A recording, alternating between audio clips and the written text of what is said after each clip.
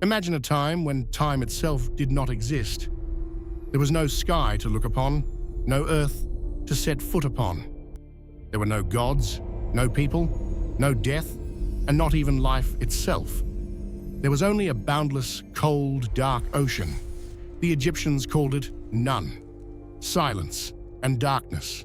And in this absolute void, in complete solitude, the greatest mystery of ancient Egypt is born, the god Ra.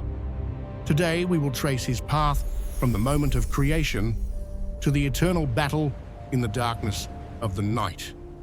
This is not just a story about a god of the desert. This is the story of how our world is structured through the eyes of the people who built the pyramids. In Egyptian mythology, nothing happened by chance. The main center for the cult of Ra was the city of Unu, which the Greeks would later call Heliopolis, the city of the sun.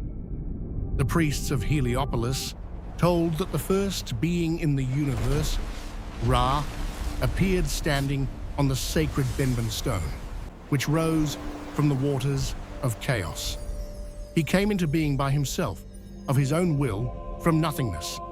Being both father and mother to himself, Ra created the first pair of gods, Shu, the god of air who separates the sky and the earth, and Tefnut, the goddess of moisture who gives life. But as often happens in myths, the divine children, while playing in the darkness of the primordial ocean, wandered off and became lost. Ra's heart was grieved. And here, for the first time, we encounter a key symbol of all Egyptian mythology, the Eye of Ra. Having become the creator of people and gods, Ra ruled over the earth. He was the first pharaoh of Egypt, and his reign was a golden age, a time of abundance and harmony. The Egyptians called this time the era of Ra. But thousands of years passed, thousands of years of rule and care.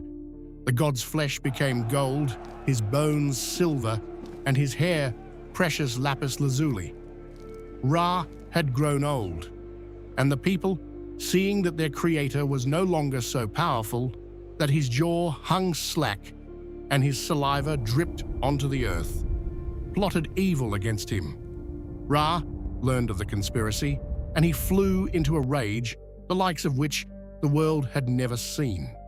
He summoned the primordial forces, his father, the ocean nun, and the gods, and he asked for their counsel.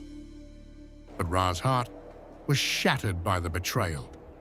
Despite the salvation, he saw what people were capable of and how easily wrath could destroy creation. He decided to leave this world forever, where he had ruled for so long. The sky goddess Nut took on the form of the celestial cow, lifted Ra onto her back, and ascended into the heights.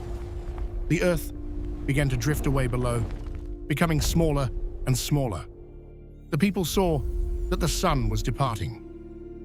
They were filled with horror. They realized what they had done and ran after Ra with prayers, promising to honor him forever, to build temples and offer sacrifices. Ra, seeing their sincere remorse, forgave them. But he did not return to earth. He entrusted further rule to the god of wisdom, Thoth, and the god of the earth, Geb, while he himself embarked on an eternal journey to give light to the world and defend order against the forces of chaos from his celestial abode. Since then, every day, Ra sails across the sky in his bark, which is called Manjet, the bark of millions of years. In the morning, he appears in the east as the young scarab beetle, Khepri, pushing the sun before him. During the day, he is a mature man with the head of a falcon, Ra himself. And in the evening, in the west, he becomes the decrepit old man, Atum. He is accompanied by his faithful companions, the wise Thoth, recording all deeds on earth, and the goddess of justice, Ma'at, who sets the right course for the bark along the celestial river. But the most dangerous journey begins when the sun sets below the horizon. Ra transfers to the night, Bark, Mesektet, and descends into the Duat, the underworld. This is a realm of darkness, cold, and death.